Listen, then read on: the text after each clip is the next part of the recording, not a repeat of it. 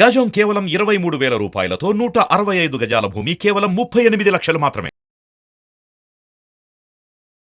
నమస్తే రచిత గారు. నమస్తే ఉషా. కేరళలో జరిగిన ఇన్సిడెంట్ వాట్సాప్ గ్రూపులలో వైరల్ అవుతుందని చెప్పుకోవాలి.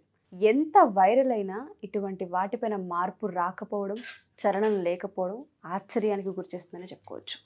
12 ఏళ్ల సొంత చెల్లిపై సొంత అన్నే రేప్ చేశాడనాలా, లేకపోతే అత్యాచారం చేశాడు, ఏం చెప్పాలో తెలీదు. ఆ అమ్మాయి మాత్రం గర్భవతి అయింది.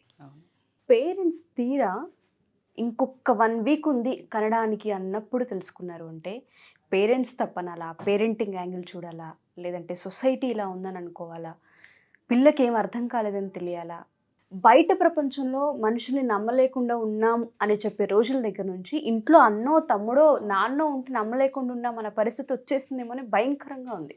దీని గురించి ఏం మాట్లాడొచ్చు అంటాం, ఎక్కడ మార్పు రావాలి అంటారు? అసలు మీరు అన్నట్టు బయటకి ఆడపిల్లను బయటకి వెళ్ళాలి అని అంటే భయం వేస్తుంది. కన్న తల్లిదండ్రులు అసలు బయటికి పంపించి ఇంటికి వచ్చే వరకు టెన్షన్ పడాల్సిన క్షణం అని చెప్పుకునే పరిస్థితి నుంచి ఇంట్లో ఒక కొడుకున్నాడు అంటే భయపడాల్సి వస్తుంది అనే స్టేజ్కి అయితే వచ్చింది అని మనకు ఇది ఎలా వైరల్ అయిందంటే, అసలు మీరు అన్నట్టు ఇప్పుడు నేను మాట్లాడాలని అంటే కూడా పేరెంటింగ్ యాంగిల్ మాట్లాడాలా, ఎక్కడి నుంచి మాట్లాడాలా అంటే ఇది ఒక దగ్గర నుంచి అయితే మార్పు వీలు కాని సమస్య.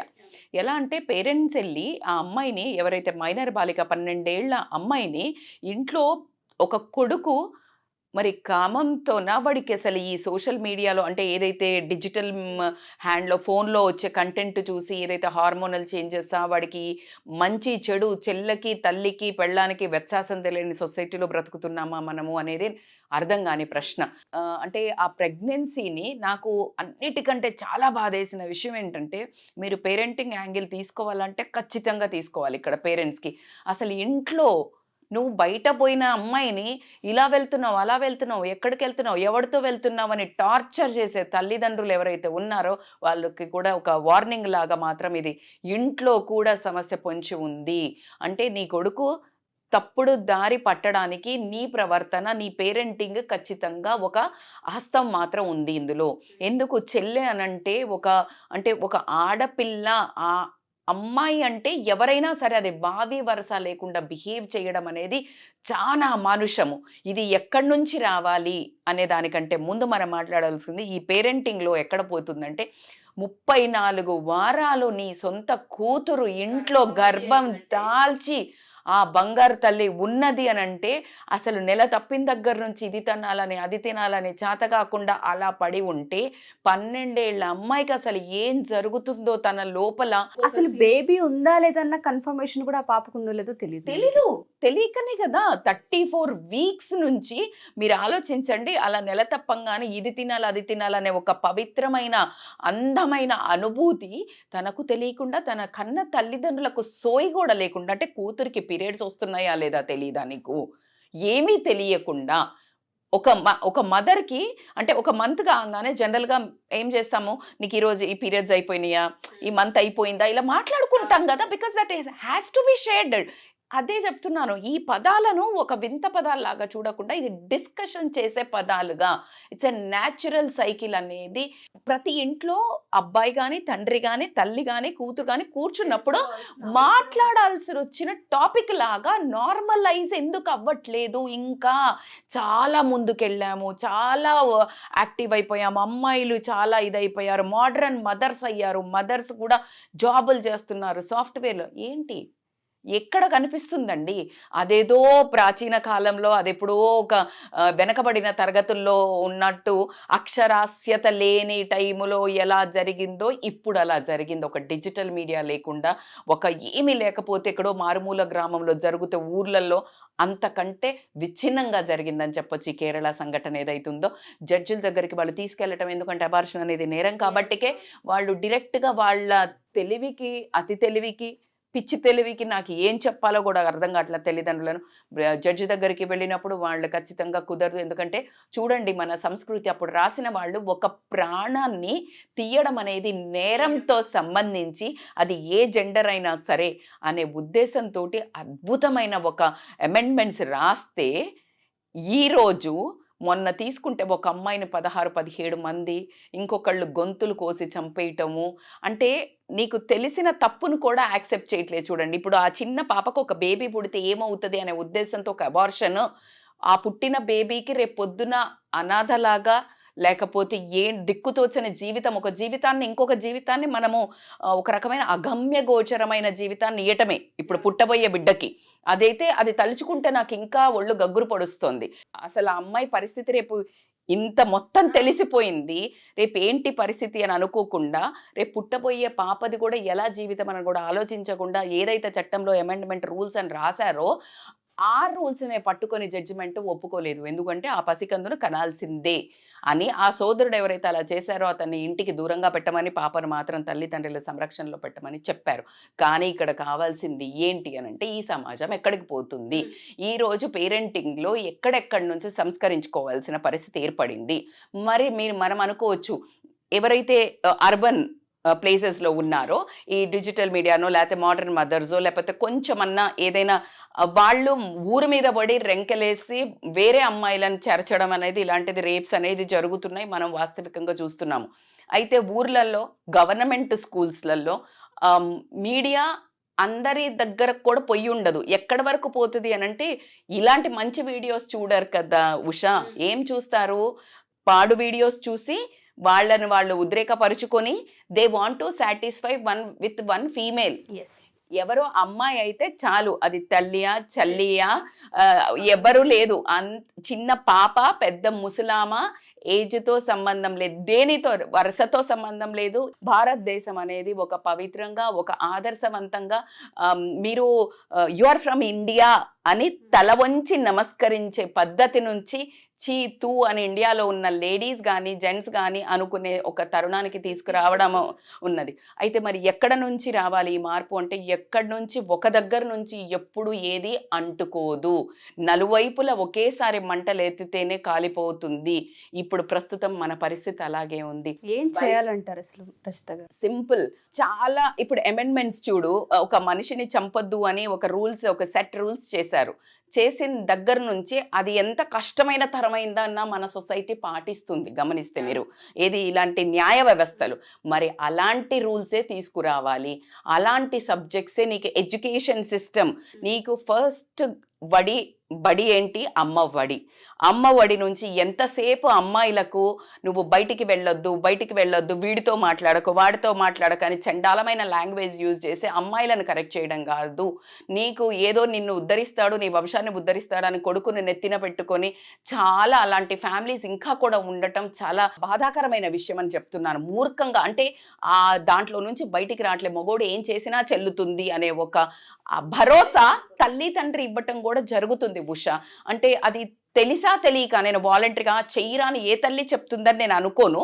కాకపోతే నేనేమంటున్నాను అంటే వీళ్ళు కల్చర్ డెవలప్ చేసేటప్పుడే అరే పిచ్చి వేషాలు వేస్తే నేనే ఫస్ట్ నిన్ను తాట తీస్తా, ఏ అమ్మాయికైనా నువ్వు అసభ్యకరంగా మాట్లాడినా అసభ్యకరమైన మెసేజ్లు పెట్టినా తోలు తీస్తా, నీ చెల్లి అనంటే నేనెంతో నీ చెల్లి అంతా, ఇలాంటి విలువలతో పెంచడము అమ్మ నాన్నలు.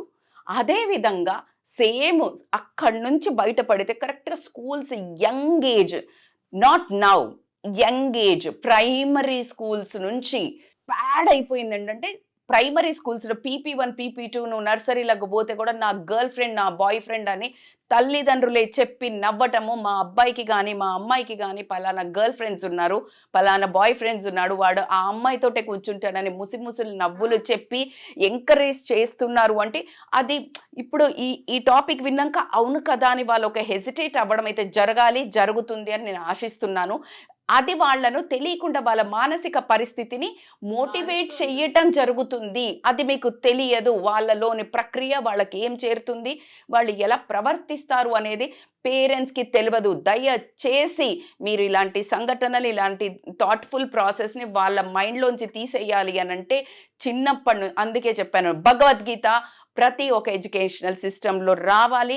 చిన్నప్పటి నుంచి నీకు ఆ పద్యాలు చెప్పడం కానీ, ఆ శ్లోకాల మీనింగ్ చెప్పడం కానీ, విలువల గురించి కానీ ఎప్పుడైతే చెప్తారో ఉషా 100% అట్లీస్ట్ నాకున్న ఒక నాలెడ్జ్ ప్రకారం ఏది ఇతిహాసాల మీద కానివ్వండి, లేకపోతే మన కల్చర్ మీద కానివ్వండి, నేను చేసే స్పిరిచువల్ పూజల మీద కానివ్వండి, నాకు నమ్మకం ఉండి నేను ఒక మాట చెప్తున్నాను. ఇలాంటివి ఉండి మన పిల్లలకి కనుక సంస్కృతి తెలిసి తెలియని ఏజ్లో నువ్వు ఇంగ్లీషు, తెలుగు, లేకపోతే మ్యాథ్స్, సైన్స్, సోషల్ ఎలా అయితే నేర్పిస్తున్నావో, లెక్కలు, అంకాలు, అలాగే ఇలాంటి గనక ఎప్పుడైతే వస్తుందో ఎడ్యుకేషనల్ సిస్టమ్ నుంచి పెరుగుదల బాగుంటుంది. చిన్నప్పుడే చెట్టు ఉంటే నువ్వేం చేస్తున్నావు, ఇట్లా పెరుగుతుంటే ఏం చేస్తున్నావు, కడుతున్నావు, కట్ చేస్తున్నావు, లిటరల్లీ కట్ చేస్తున్నావు నీకు అనుకున్న షేప్ వచ్చే వరకు. వై నాట్ నీ పిల్లలు నీ ఇంట్లో గార్డెనింగ్కి పెట్టే సోయి నీ పిల్లల మీద ఎందుకు పెడతలేవు? నువ్వు ఎంతసేపు నీ సిలబస్ కంప్లీట్ చేసి నీకు పర్సంటేజ్ ఆఫ్ ర్యాంక్స్ రావాలనే సోయి నువ్వు నీ పిల్లలను రేపు భవిష్యత్తున్న పిల్లలను ఎలాగ నువ్వు బయటికి పంపాలని అనుకుంటున్నావు? వీళ్ళందరూ కలిసే కదా రేపు పిల్లలు పెరిగే రేపు సొసైటీ తయారవుతుంది. ఆ సొసైటీని ఒక మన ప్రజాప్రతినిధులకు కానీ, మన గవర్నమెంట్కి కానీ ఇతిహాసాల్లో నిలిచి ఉండాలి అంటే మాత్రం అమ్మాయిలను రెస్పెక్ట్ చెయ్యాలి అంటే ఇంత వల్గర్గాని చెప్పలేను, నేను వికృతంగాని చెప్పలేను, అసలు ఎన్ని మాటలు చెప్పినా తక్కువే. ఎందుకనంటే అమ్మాయి అనగానే ఒక సెక్స్, వాళ్ళ కామం తీర్చుకునే ఒక వస్తువుగా మాత్రము ఈరోజు ప్రజెంట్ అయింది. బంధాలతో సంబంధం లేదు. చాలా చాలా పెయిన్ఫుల్ స్టోరీ. అంటే 12 ఏళ్ళ అమ్మాయిని సొంత అన్న ఇంట్లో ఉండి ప్రెగ్నెంట్ చేసి పోతే తల్లిదండ్రులు ఏం చేస్తున్నారు? సో ప్రతి ఒక్క తల్లిదండ్రులకు I think this is a very very warning. It is a big lesson, warning for every parents. ఇలాంటి టాపిక్స్ వచ్చినప్పుడు నా చిన్నప్పుడు ఫిజికల్ అబ్యూజ్ కొన్ని 100 సార్లు జరిగింది, 10 సార్లు జరిగిందని ఫేమస్ సెలబ్రిటీస్ చెప్పడము మనం ఎన్నో వింటున్నాము. ఎంత బాధాకరమైన విషయం. వాళ్ళ మైండ్లో ఇప్పటికీ వాళ్ళని ఆ పాయింట్లో నువ్వు ఎప్పుడైతే నొక్కుతావో ఎమోషనల్ బర్స్ట్ ఉండటం కాకుండా ఆ పాయింట్ తోటి వాళ్ళకు కల్చర్ మీద విలువలు పోవడం కానీ, సంబంధాల మీద విలువలు పోవడం కానీ తయారై వీళ్ళు తప్పులు చేయడానికి ఆస్కారం ఎక్కువ అవుతుంది. ఉషా, ఎప్పుడైతే ఇప్పుడు తల్లి తండ్రి ఇంట్లో ఉంటారు, వాళ్ళు వాళ్ళ తల్లియో లేకపోతే వాళ్ళ తండ్రియో ఏదో చేస్తున్నారు ఇలాంటివి, అప్పుడు పిల్లలకి ఓకే ఇది కామన్ అనే ఉద్దేశంతో వాళ్ళు ఆ డైరెక్షన్లో వెళ్ళడం. సో సమాజంకి ఇది ఎక్కడికి తీసుకెళ్తారు అని ఈ రోజు ఏదో మీడియాలో మాట్లాడామా, ఇది తీసుకెళ్ళటం కాదు. మీడియా ఈ ఒక మెసేజ్ని ఏదైతే ఉందో స్పందించాలి, ఎక్కువ షేర్ చేయాలి, ఎక్కువ వైరల్ చేయాలి. మనం ఎంతసేపు చాలా అన్వాంటెడ్ అని అయితే నేను చెప్పను, ఎలా అయితే వాంటెడ్ అయినా మరీ వేసి ఒక అవేర్నెస్ క్రియేట్ చేస్తున్నారో. ఇప్పుడు ఫర్ ఎగ్జాంపుల్ ఏదైనా ఒక ఇష్యూ జరిగింది గవర్నమెంట్ లేదా ఎవరిదో పొలిటికల్ లీడర్స్ది, దాన్ని మారు కొట్లాడుకున్నదో అట్లా పిచ్చివి మరీ ఎక్కువ సార్లు వేసే కంటే ఇలాంటి సమాజానికి పనికొచ్చే మెసేజెస్ చెవుల్లోకి దూరి గూడు కట్టుకొని తల బద్దలైపోయి బాబ్రా ఇంకా చెయ్యంరా ఎలా ఒక బెల్ట్ పట్టుకొని గనక ఒక పిల్లని కానీ ఒక శిక్ష చేసిన నేరస్తుని కానీ పోలీస్ ఎలా అయితే శిక్షిస్తే మళ్ళీ వాడు ఆ నేరం చేయడానికి ఎలా అయితే గజ్జు మనాలో అలాగా మీరు మీడియా నుంచి కానీ రూల్స్ కానీ లేకపోతే పేరెంట్స్ ఇంట్లో చెప్పే కానీ అదే సూక్తులు అని చెప్తాను నేను. ఆ సూక్తులు అంటే అది ఒక బ్యాడ్ వర్డ్ లాగా అయిపోయింది. మరీ చెప్తే వాళ్ళు నిద్రలో కూడా ఒక ఆడమ్మాయి గురించి ఇలా బ్యాడ్గా థింక్ చెయ్యాలన్నా, బ్యాడ్గా చెయ్యాలి అన్నా వణుకు మాత్రం రావాలి, భయం మాత్రం వేయాలి. మొన్న ఏదో ఒక హిట్ అండ్ లారీ కేసు కింద ఏదో అయితే ఇన్నేళ్లు శిక్ష వేస్తాము అని చెప్పారు కదా. ఇలా ఏం చేసినా కూడా ఇలాంటి మరణ శిక్ష లాంటికి మించి ఇంకొకటి లేదు అనేది గనక వాస్తవంగా మనకు వెళ్ళడం జరిగినట్టయితే గనక భయంతో కానీ, భక్తి అంటే కల్చర్ నేర్పించి కానీ, ఇంట్లో పేరెంట్స్ అర్థమయ్యేటట్టు బతిమాలుడుతూ కానీ చెప్పినట్టయితే గనక ఈ 3 ఖచ్చితంగా వర్కౌట్ అవుతాయి. కాబట్టి సామధాన భేద దండోపాయాలు. మన భారతదేశం అనేది చాలా పవిత్రమైనది. ఫస్ట్ మన దేశం వస్తుంది, భారతదేశం. ఎవరు? అమ్మ, స్త్రీ. మాతృదేవోభవ, పితృదేవోభవ, ఆచార్య దేవోభవ అన్నారు. ఈ 3 పదాలను భ్రష్టు పట్టిస్తున్న సమాజంలో మనం బ్రతుకుతున్నాము. నా ఒక request again and again for parents, కనడమే కాదు కన్నవాళ్ళు బాధ్యతలను నెరవేర్తించేటట్టయితేనే కనడం అనేది parenting it's a responsibility. If you are ready కనండి. నెక్స్ట్ ఎడ్యుకేషనల్ ఇన్స్టిట్యూషన్స్, మీరు కమర్షియల్ అవ్వండి, బికాజ్ మీరు మంచి ఎడ్యుకేషన్ ఇవ్వనీకి మీరు మంచి మంచి శాలరీస్ ఇస్తున్నారు, అందమైన ఏసీ రూమ్స్ ఇస్తున్నారు, మంచి మంచి టాలెంటెడ్ టీచర్స్ని పెడుతున్నారు, I agreed. But culture is the base for your. మీరు విద్యా ఆలయం అన్నాడు, విద్య ఇచ్చేది ఒక దేవాలయంతో సమానం అన్నారు. సో దాని పేరును మీరు మళ్ళీ ఒకసారి రీఎన్ఫోర్స్ చేసి మళ్ళీ ఒకసారి ప్రతిష్టంగా దీన్ని సాధించాలి అని. నెక్స్ట్ వచ్చేసి మన మీడియా మిత్రులకి ఖచ్చితంగా ఇలాంటివి ఎక్కువ చూపించి, ఇంత మీరు ఇలాంటి మంచి పని చేస్తే టీఆర్పీలు ఆటోమేటిక్గా పెరుగుతాయి. అట్ ద సేమ్ టైం మీ అందరికీ మదర్హుడ్ నుంచి ప్రతి ఒక్కళ్ళ నుంచి మీకు బ్లెస్సింగ్స్ కూడా వస్తాయి. కాబట్టికే మీడియా వాళ్ళకు కూడా I request a lot to promote this kind of things to the society. And coming to the government అనుకుంటే ఇట్లే ఏదైనా చేయగలుగుతుంది. కాబట్టికే మన సొసైటీకి మూలం స్త్రీ అని ఎలా అయితే చెప్పుకుంటామో, ఆ స్త్రీకి మీరు ఇప్పుడు గ్యాస్ ఇచ్చారు, బస్సులు ఇచ్చారు, లాస్ట్కి కరెంటు కూడా అమ్మాయిలదే, మొన్న ఎవరో చెప్తున్నారు అన్ని ఆడవాళ్ళకే ఇచ్చారు అని చెప్తున్నారు. రక్షణ మాత్రం ఇవ్వండి, ఆ రక్షణతో ఇంట్లో నుంచి రక్షణ మేమెలా ఇస్తాం మేడం అని మీరు అడిగే క్వశ్చన్కి నా దగ్గర ఒకటే ఆన్సర్. స్కూల్స్ నుంచి ఎడ్యుకేషన్ స్టార్ట్ చేయించండి. స్కూల్స్ నుంచి మీరు ఖచ్చితంగా ఇలాంటి ఎడ్యుకేషన్ ఇన్స్టిట్యూషన్లు ఇది ఉండాలి అని చెక్కింగ్కి ఒక కమిటీని ఏర్పరిచి మీరు ఖచ్చితంగా వీక్లీ వన్స్ ఇలాంటి ఎడ్యుకేషన్ నడుస్తుందా అని కనుక మీ దృష్టి ఎప్పుడైతే స్పాట్ లైట్ ఈ టాపిక్ మీద చేస్తారో 100% ఎక్సెల్ అవుతుంది. ఎప్పుడైతే మన సమాజంలో ఒక అద్భుతమైన భావి భారతుల పౌరులను ఇస్తారో ఖచ్చితంగా గవర్నమెంట్ సక్సెస్ అయినట్టే.